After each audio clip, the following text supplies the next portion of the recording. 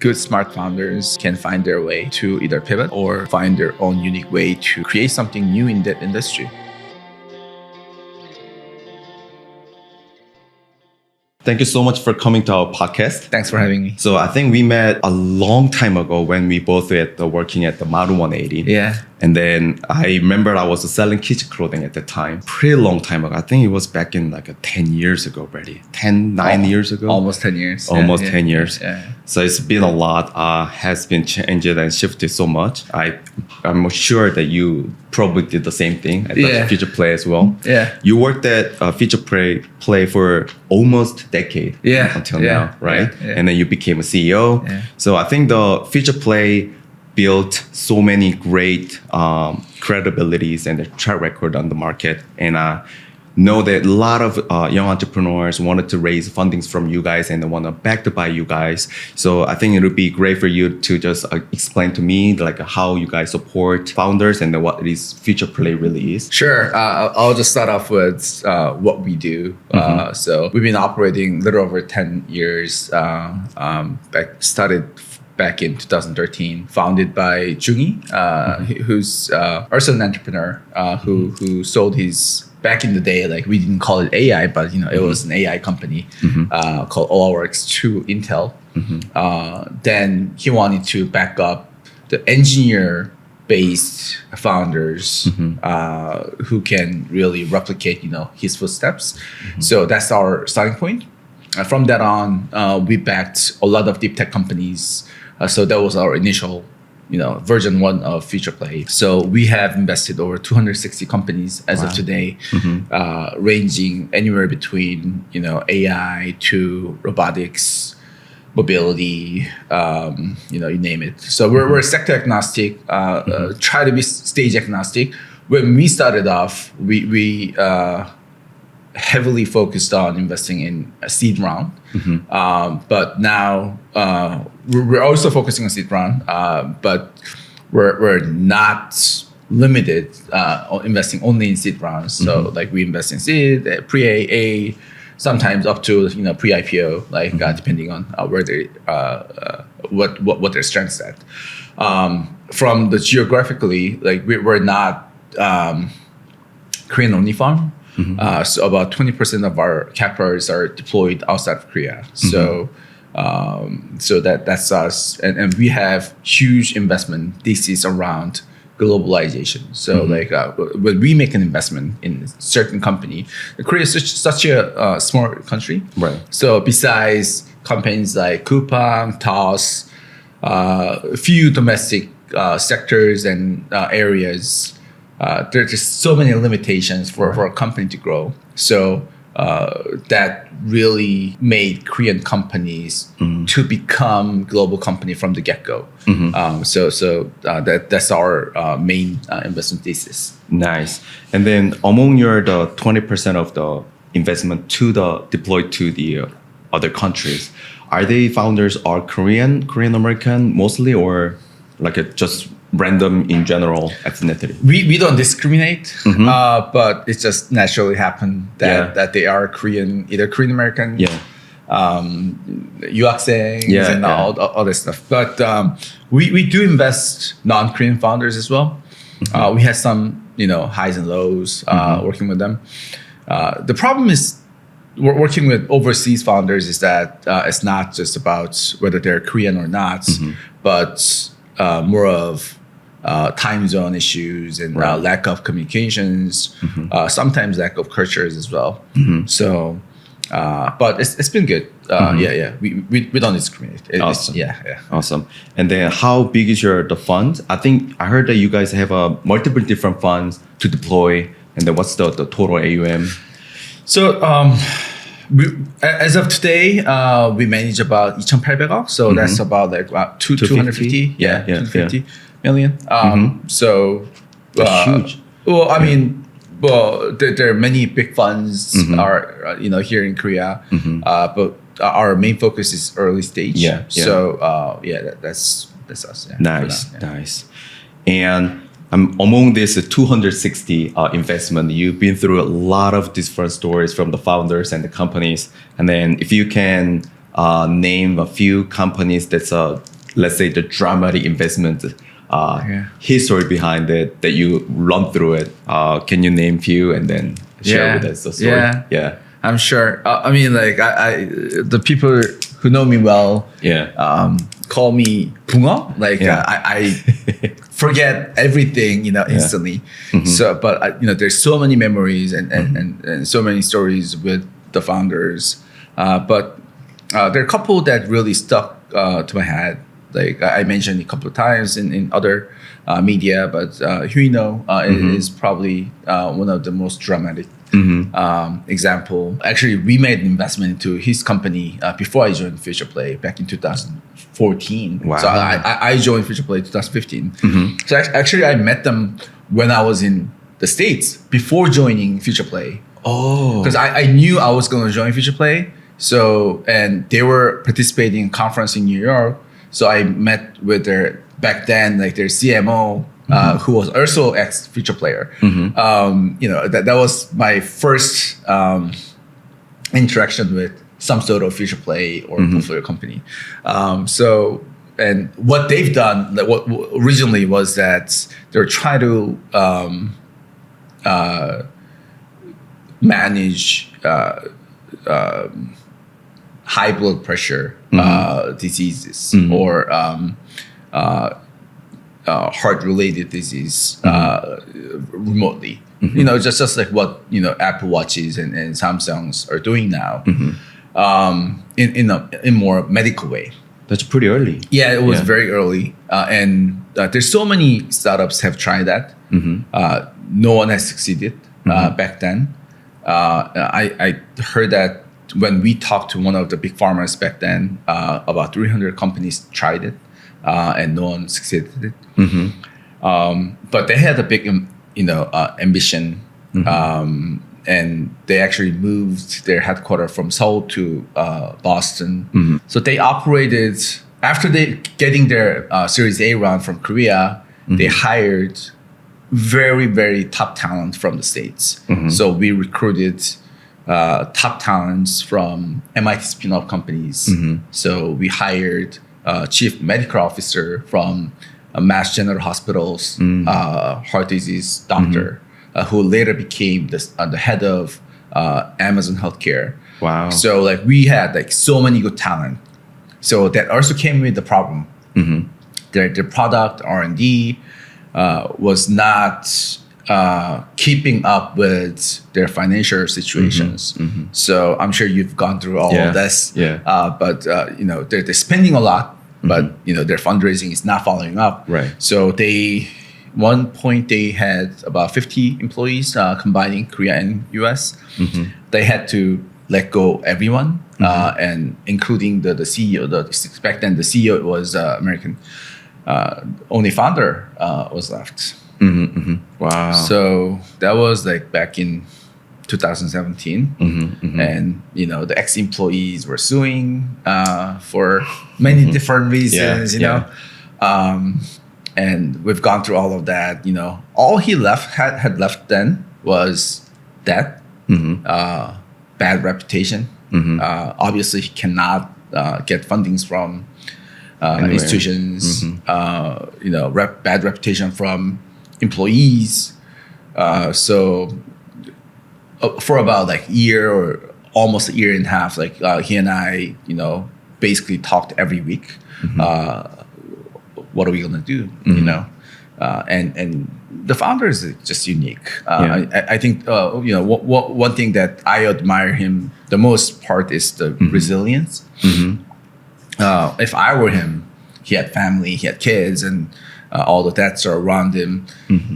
I had just let go of the company, but he was not letting go. Wow. So he actually recruited the new CTO and actually begged him to enter into this like AI challenge.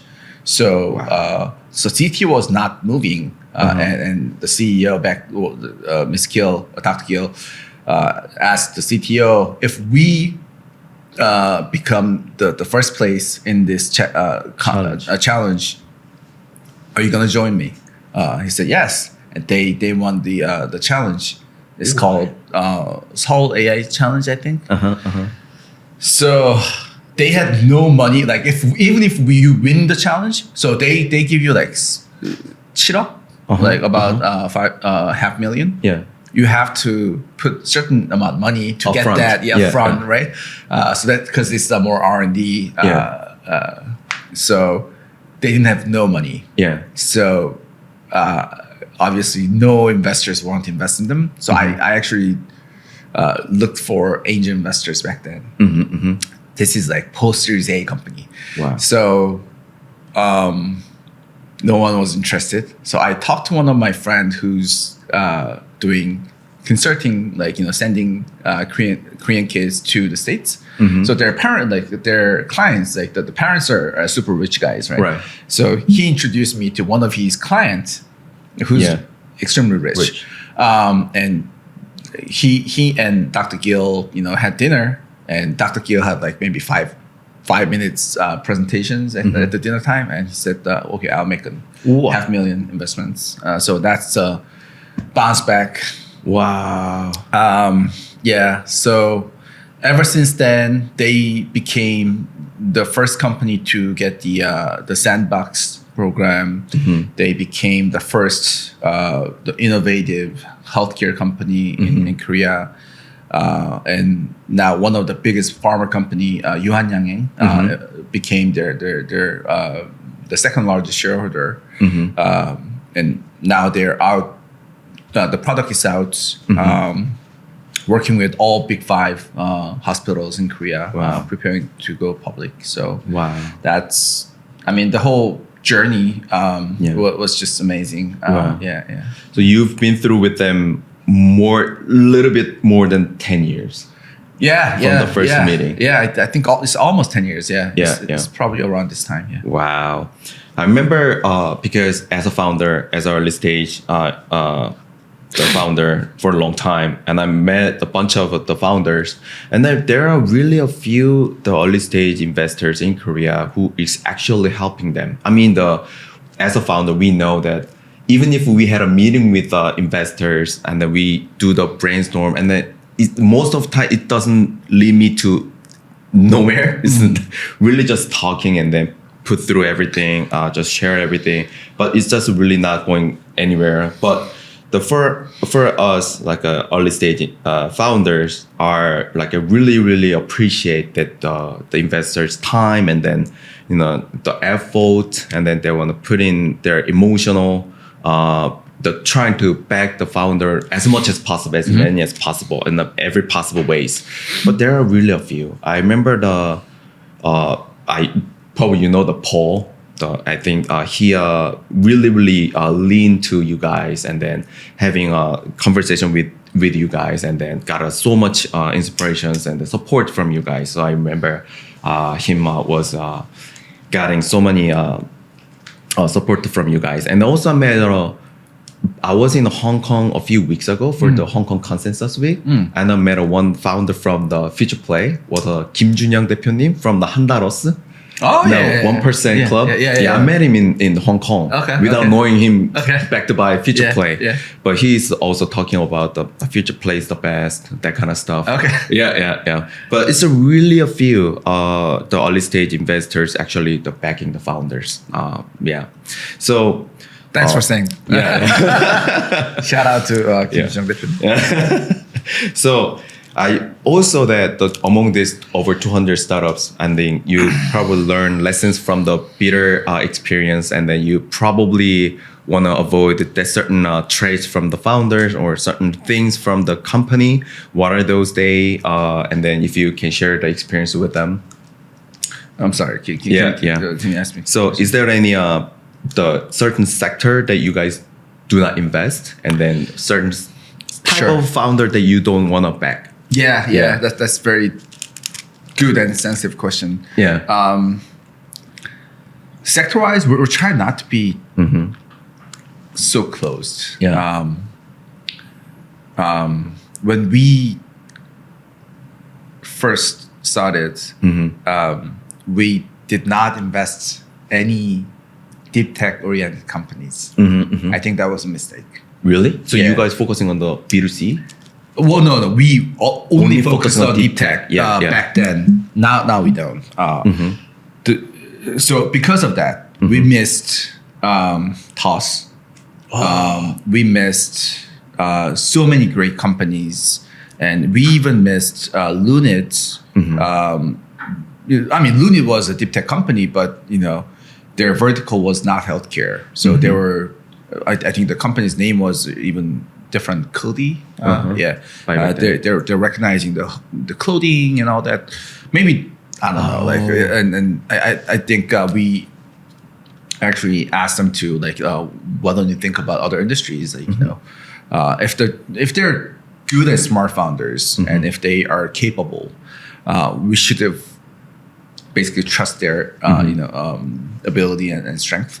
Not long after our advice, they've got investment from other firms and they pivoted to healthcare. So and they're doing great. So that was a mistake. So we're trying not to replicate that mistake. But there are certain type of companies that are not suitable for venture money. Say if you're running a franchise. Yeah. How are you going to scale it? Right. If you're running a branding company or a clothing branding company, well, I mean, like they're more fast-growing, brands are coming now, but overall, those brands are maybe 0.01% out of all. Right. So if you look at Lululemon, Alo, all this the big venture-backed or on running, those are very rare. Yeah. And the probability of these companies to become unicorn, really sizable rare. companies, very rare. So we're trying not to be so close, but those sectors are a little bit dangerous for venture funds.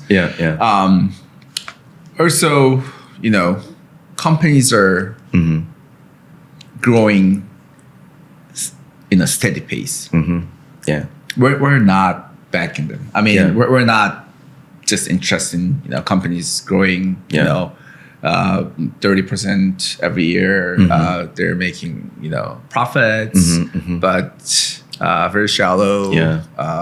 And if their TAM, the total market size is too either small or not expanding, we're not interested. But I think it's all about founders. I mean, good smart founders can find their way to either pivot or find their own unique way to create something new in that industry. I mean, historically, if you look at the K-beauty industry, that was not venture good investment for venture fundings, right? But now it has become one of the pinnacles of the whole the Korean ecosystem, right? With APR and and so many others. And so there's certain types and that we're not favorable of, but we're not try to be closed. Nice. So speaking of TOS, there's many other startups that you guys missed. Is there because I remember when TOS is starting fundraising, because I was working at the D campus, so all the founders are like, TOS is raising funding, that kind of stuff. So is there any other thing about TOS? Because of you guys were focusing on the deep tech, that's why you missed it. But in terms of a founder wise, everything was a checkbox, and then. Well, I wasn't FuturePlay back then, but I heard it. I mean, I heard that he was an amazing founder. Everyone liked him, and he even later wrote an email to Jung-Yi that why they can be a tech company later on. We're not a tech company today, and that's not the most important thing, which makes total sense, right? Exactly. And I think that was a rare opportunity for us because back then, those was a fintech or finance-related companies. VCs weren't able to invest in finance companies. Oh. So we were not VC back then. We were just corporation. So we were one of the few who can invest in the company. So we mixed it big time. Oh, that makes sense. That makes sense. But otherwise, on the other hand, must be a big hit from the FuturePlay. If you can share a few names so that people will know. Sure. I mean, we have a couple companies went public. One of the most famous one is Vuno. Vuno is the pioneer of AI industry in my view, Korea. Even they started even before the AlphaGo stuff came out, and they had no idea what they were gonna do. Really, but they were just three amazing engineers from Samsung. Want to build anything about AI, and we asked them to when you look for industries that are big, the data is exclusive. I think two industries we talked about was finance and healthcare. Wow. And they had interviews and maybe healthcare, people. Yeah. We can talk better. Yeah. So yeah. That's one. So Vuno, that you guys were the first money for them. Yeah. Wow. We, us and Bone and Gels. Yeah. Wow. Yeah. Nice. And the other one is InnoSpace and SOS Lab. They went public last year. Wow. So commonality of those companies we're the first investor, and we also invest in their most of the rounds. And for SOS Lab, I think at a point when they went public, we're the second largest shareholder. Wow. Wow. Yeah. Nice. So let's talk about the globalization for the Korean startups. I think now Korean startups are having hard time within this small country, and they're trying to knock out the door to the other countries now. So I think among the investment, they're also trying to do the same thing. Is there any how you guys see the potential for the Korean startups, and how you guys support, and then what are the status for the startups who's trying to go out to the public, global? I mean, I think that's a destiny for Korean founders.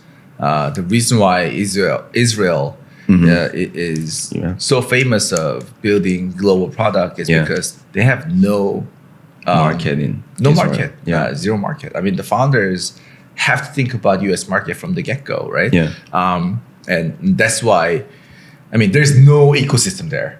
All the monies are coming from the States. All the customer must come from the States. I mean, like that's a very harsh environment. Really forced them to become the global founders. I think Korea is, from the ecosystem wise, we're much better. We have companies like Samsung, LG, Hyundai, big companies globally.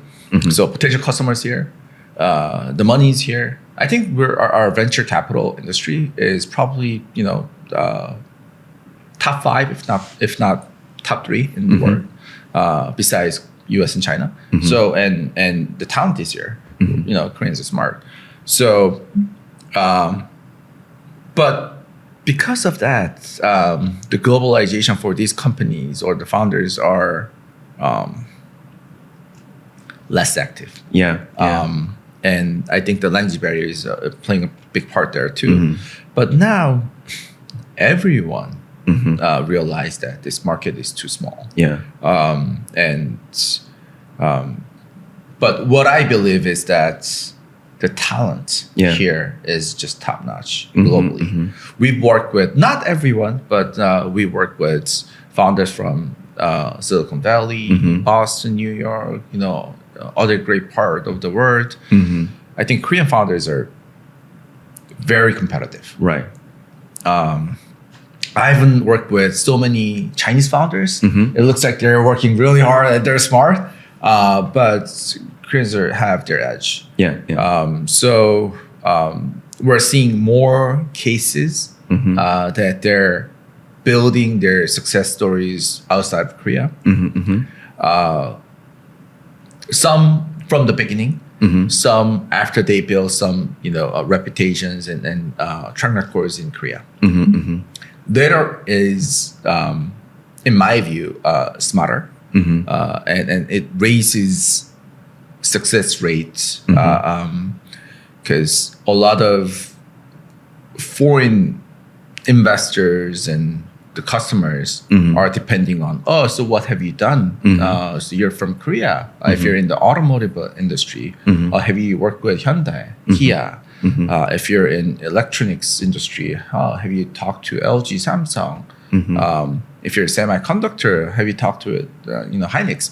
So if you don't have those type of proof of your capability domestically, it's hard to expand. So if you have the track record of working with these companies, so much easier going outside. At that point, the language barrier is not going to be a problem. So we have one case that I don't know if I can name this company, but this company is building a very specialized sensor for automotive industry. So one of their main customer is Hyundai, Kia. With that reference, it's not POC, it's commercialized. So with that reference, we brought them to Japanese automotive companies. Nice. Day one, as soon as we had meeting with companies like Honda, Nissan, you name it, we all signed POC contracts with them. So that was like aha moment for us. So your initial question for what FuturePlay can do to founders and the team, we try to become their outside business development guys. So that was really successful. Wow. So I think now in Korea we have a great potential great customers like a global level like a Hyundai, Kia, Samsung, LG, Hynix, and if startups having a proof or working with them, and then they're gonna be a great reference to the other countries' top players. Yeah. Wow, that's amazing. And I think it's amazing how these large companies, Korean companies, are doing well globally. So if you talk to companies like Honda, Nissan, our automation is maybe a decade slower than Hyundai's. So if they've adopted, you guys must be good. Well, that's that kind of setting and mindset really boost the business development mechanism for these founders. Makes sense. So nowadays everyone talks about the different subject. Now everyone talks about the AI, and then you invested in early stage for the Funo as well. So I want to know how FuturePlay as an early stage investor and then proved experience investing in the AI startups back in old days. What do you see? How things are going in Korea and how things are going in global, and then what's your approach to those industry and the founders? That's quite broad, right? That's a question I haven't really figured out. What we're gonna do. I mean, 10 years ago was easier. No one talked about AI. True. We had time. Companies had time to build their proprietary technology in certain areas. And that still applies in some cases. But I think I'm getting headache. How fast the world is changing. I mean, we're in the forefront of what technology can change our lives, right? But it just amazed me how fast the OpenAI is spinning out new products, and the DeepSeek came out last week. Manus came out. The Sesame came out. I'm trying to. I don't know. I'm getting headache. So I don't know where to start. To be honest, but I know for sure things are shifting. I mean, in a major way. If we can caught up with the right product, the right team in the AI space, I think there's so many potentials. I mean, it's bigger. It could be bigger innovation than what internet has changed us, what mobile has changed us, Right. fundamentally. Yeah. So I'm excited. At the same time, I'm a bit scared. too. Yeah. As a like representing the young entrepreneurs from Korea, if they can some ideas how they can approach to AI product, because you probably met a bunch of them from Korean entrepreneurs, from global entrepreneurs as well. If you can give them a certain a comment or advice. Sure. I mean, it's not just limited to AI, but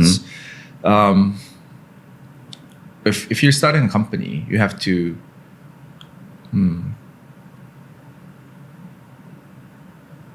really look into yourself, like what you got. I mean, what's your competitive advantage? What's your unique advantage? And that's not just you, your team, your product, your country, your ecosystem. That's all combined as your competitive advantage, right? So if you're thinking about, I want to build another large language model, that's probably a high probability to fail, because of capital, because of talent, because of experience. But Korea has really good heavy industry. We have factories, and those factories, the data they're coming from those factories, in certain factories or are very just unique. No one can get it, and maybe there are three other countries that I can think of: Japan, China, Germany. Japan and Germany, we can cross them out because of the ecosystem is not too strong. China is just scary. But besides China, I mean, we have some advantage there. So robotics is just the first step. We're making the first step. So that area is something to look at. From that perspective, healthcare, why the healthcare or AI healthcare Korean companies are doing so well, because we have so many data. So if you look at those, like what we have, what's our competitive advantage, that's going to give you an edge. I'm not really bullish about B2C product yet. Totally agree. It's just just I think the B2C is really hard to get. Really hard to get. At least if any startup play B2B play, then you can talk to directly and then solve their specific problem that probably apply to other companies as well. But B2C is more likely getting a customer is quite an art. To be very honest. Quite an art. So it's really hard to get. Totally agree with you. But there's a chance. I think it's hard. But I think the whole behavior of consumers are going to change dramatically. I think the shopping app is going to disappear if they don't change the way people shop. Travel is going to basically diminish if the travel service companies are doing in a traditional ways. Have you seen the Manus AI agent work at a massive screen? I mean, think about how much time you're spending scheduling, planning, your trips. It's just crazy. So fundamentally, things can change, but I mean, that's not the strength that we have. Totally agree. So let's talk about your podcast. You guys recently launched a podcast, and then you probably have a plan and then things that you guys want to do, talk about it, and trying to cover it. So what's the main thesis behind the podcast? Well, there are a couple of things that really got us started. I've always wanted to, share what we're doing. I'm a bad writer. I thought about writing a blog, and it's just an effort. It's not working with me. And we've thought about YouTube. YouTube is more articulated. Need to be more prepared. I think people are more curious about what's going through the investor's mind.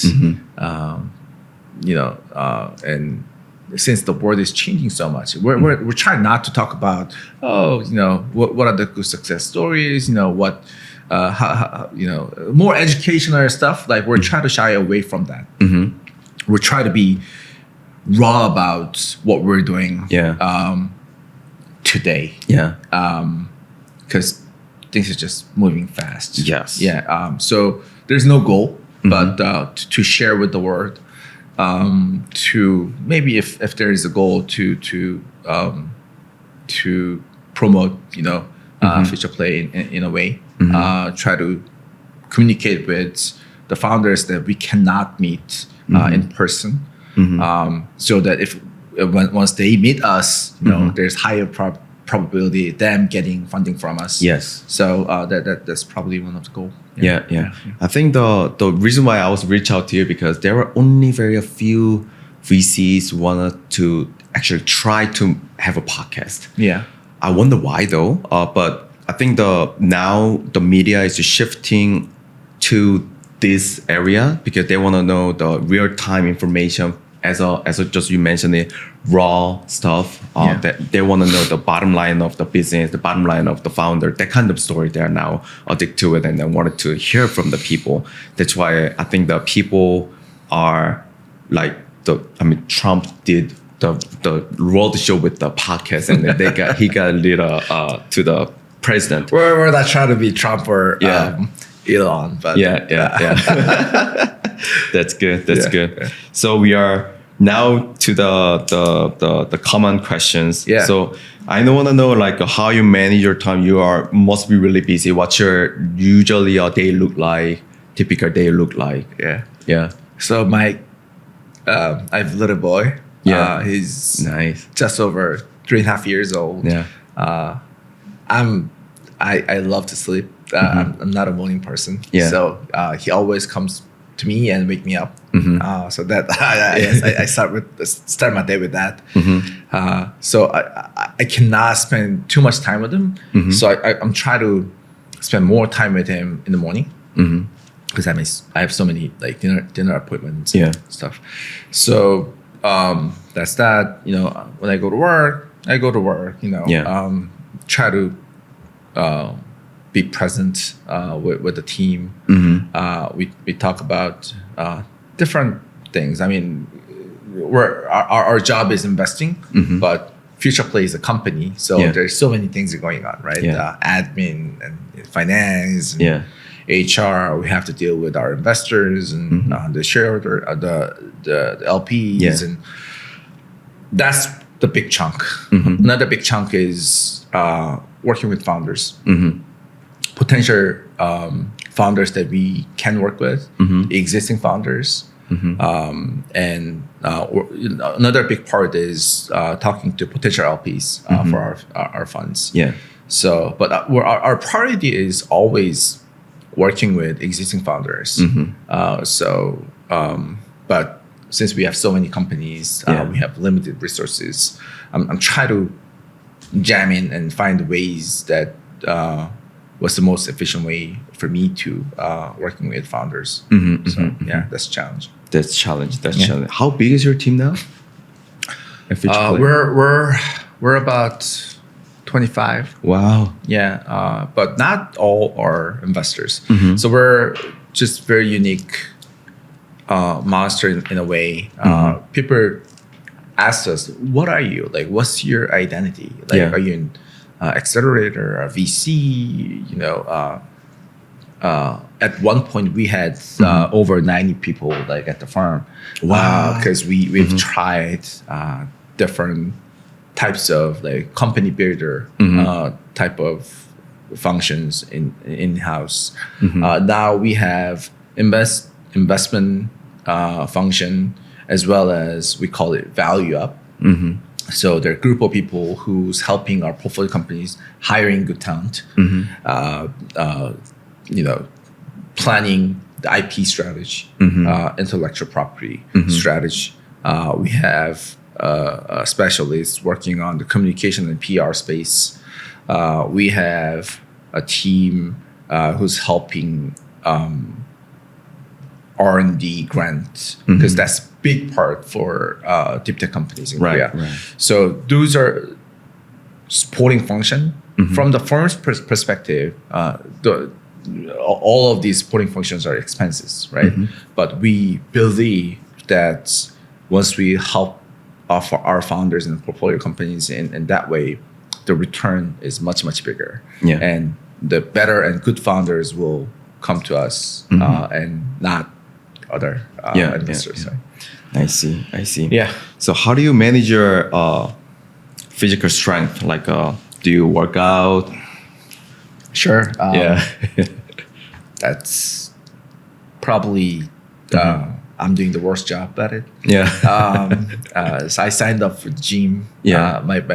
My plan was to go visit 3 times a week. Yeah. So far, it's been 1 time a week, once a week. Yeah. But besides that, it's been challenging. Yeah. Especially you have kids as well. Yeah. So I'm trying to eat healthier food. I'm trying. Yeah. I'm trying to sleep well. So little things that I can change in during the day. I'm trying, but I need to increase my exercise. Yeah. It's everyone's challenge for that. Yeah. So I think throughout the podcast with a bunch of the great guests, it's always starting from the personal relationship to build whatever the career that is. What's the know-how, like from your own experience building a great relationship with the founders or the colleagues and all that? I try, but I'm trying not to try hard when it comes down to relationships. Try to be genuine about what I like and what I don't like. So try to give feedbacks to everyone that I interact with. So it's either portfolio companies, my colleagues, or the potential founders who even not investing in them. I'm trying to give them the feedback why I'm making this decision. So that's just being genuine and be truthful. And people will know that totally. if you're faking it. And giving feedback on time is, I feel like it's very important. Right. Totally. It's not just for me, but for them as well. Not saying that my feedback is always right, but at least that will open the door for these people to start constructive communication. And once you deep down with the conversation with these people, then the true friendship will start. Yeah. Totally. Yeah. And I feel like through your the career from the LinkedIn, I checked it before this meeting. Your career has been shifted from here to there very dramatically, and it's really not not a typical way. Is there any how did you decide that idea, by at the time, and then if you are saying that to other younger yourself or younger friends that you meet, and if they give them the experience that you share? Sure. So I started off working at Deloitte accounting firm as an auditor. I mean, there was no brainer, right? Yeah. I mean, everyone was working there from Yeah. my school. And I had no idea what I want to do. I knew I was going to be in the business area. I knew that I was not interested in becoming a doctor or a lawyer and other job, and either business or investing. That was like, I think I made a decision like way back. And first 3 years, it was good, new, fresh, enjoying it. But I knew that from the day one, the accounting was not going to be my end career, because it's a very good business school. I was not detail oriented. And it really trained me to become that way. But for accounting, like, we always look at past. What have you done? Is it correct or not correct? I didn't really enjoy that part. So I wanted to shift my career and wanted to build and sell more products. So I moved from auditor to business development role in the same firm in different country, Vietnam. So in Vietnam, I spent about 2.5 years. And during that time, I had some time to think about what I want to do, really. That's like early 30s. And it really came down to two things, doing my own stuff or investing. So back then, my investing was a PE, not VC. So and then I got an offer from one of the Korean PE firm, and I actually turned it down and went back to the States and started my own venture. Didn't really go well, and I realized it so quickly that I had known nothing in 6 months.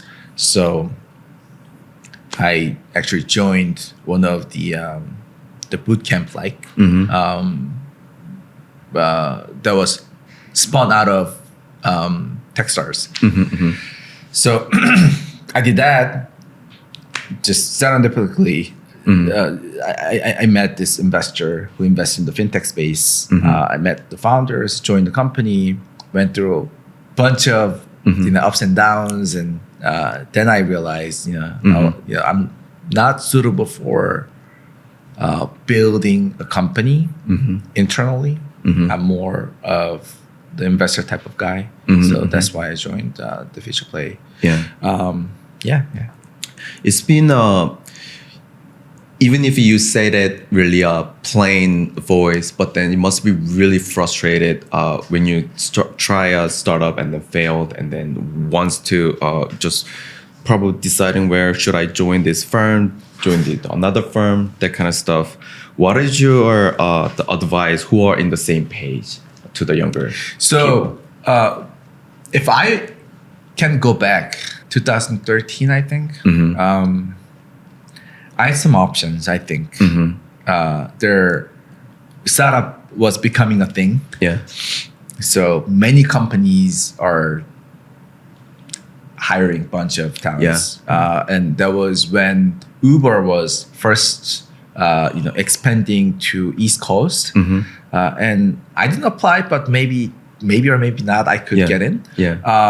But I didn't really like the people who work there. They're douchebags, in my view. Everyone said the same thing. So, but I sometimes think about what if I joined fast-growing companies that are around like Series A, Series B. I think that experience is could been really good. It's not just about money or stock options that you can exercise, but it's all about the people that you work with. If you're growing really fast, so many good talents are coming in. Just like when what you experienced at YC. So that's something that I think about sometimes, but I have no regrets. Awesome. So when was the happiest moment of your life? right now. Yeah. Yeah. Having a kid. Yeah. Kids yeah. growing. Yeah. Yeah. I mean, yeah. there are more joyful moments in the past, but that's the past. I'm trying to focus more now than the past and the future. I mean, we're on future play, but we're betting on the future. But if your present is not happy, even if it's the whole situation is a mess, Right. it's not meaningful. Like you never know when you're gonna die, next day or 100 years later. Yeah. But so I'm trying to focus everything today. Nice. On the other hand, what was the rock bottom moment of your life? I mean, there's so many. I'm not from wealthy background. Raised in the wealthy environment, wealthy towns. So, when I'm not 유학생, I'm 교포. So like people who moved to the States, back in the 90s, and you have to work with the parents. You have to see what your parents are going through. You have to adapt yourself to the strangest environments. I don't remember vividly, but I'm sure there are some struggles in the middle. I mean, but like I said, I forget things very easily, so it doesn't really hurt me. Awesome. And it actually helped me to become stronger. Just like I'm not too afraid of losing things. So that really fires me up. Yeah. That's good. Yeah. That's good. Yeah. So I think we came down to all the questioners. And how was your experience with the podcast? It's good. I mean, it's comfortable. Yeah. Good. Yeah. So if you can pick any next guest for this podcast show, who would that be and why? I've thought about it. Yeah. A lot. Yeah.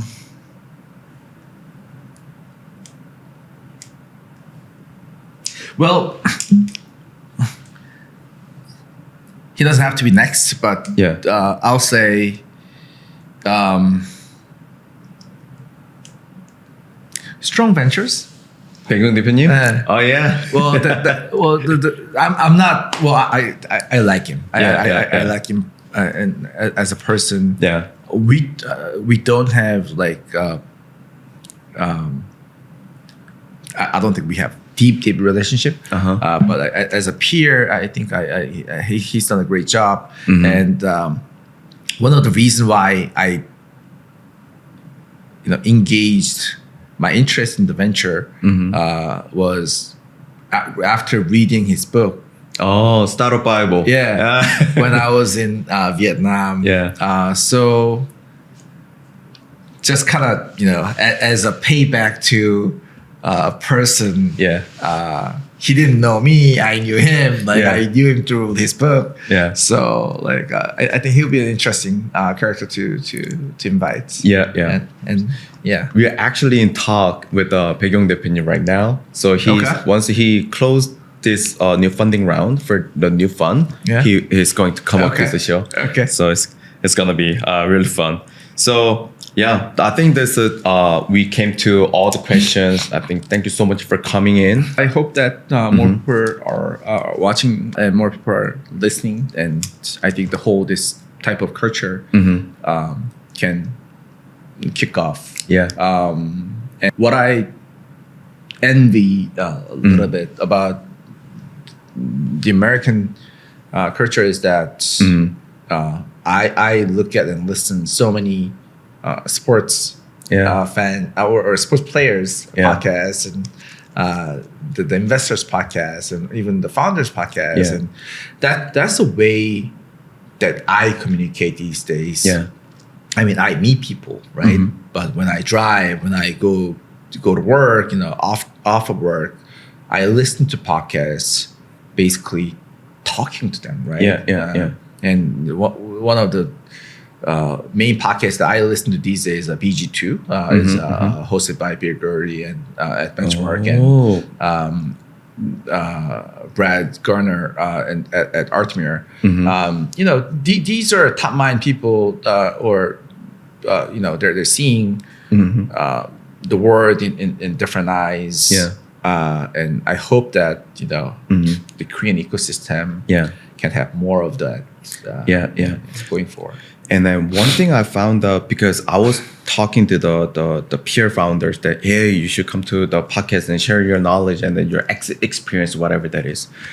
Everyone hesitated to come out and share their experience. Why is that? Is that a culture thing? I think this is culture thing. So we are in a culture where you don't want to brag about how much you succeed. And also they they care about the current company that for example, like any startup nowadays having hard times, right? So they don't want to come out to media to say something at the same time his company is struggling at the same time. Oh yeah. But then, I mean, everyone is struggling nowadays. So now everyone is thinking about, MJ, I wanted to come out, but then my company is having a hard time fundraising, that kind of stuff. Once we close, I can probably come out, but we'll see, that kind of stuff. Okay. Even though one of my friends exit, but I don't think I can share the exit story because everything is dramatic and everything is the NDA stuff. So it's not willing to, better not to share experience to the safety issues, that kind of stuff.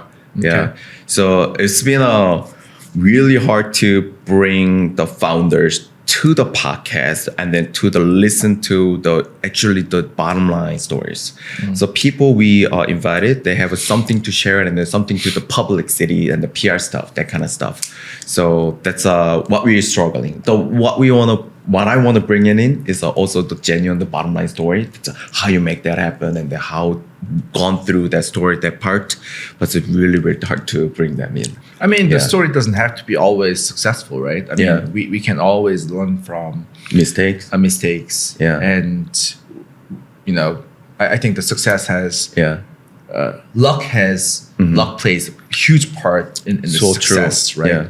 right? Either are you playing enough that the luck comes to you, and you have to be prepared when luck comes to you, right? It's not so much about how great you are or not to become a successful person, right? So I mean, totally agree. The luck is the huge part of success. It's a huge part. Everyone on the show, we talked about it. Everyone's talked the same. It's pretty amazing to see. So I think we are wrapping up here. Thank you so much for coming out and enjoy your the stories and all that. Thanks for having me, MJ. Thank you. Awesome.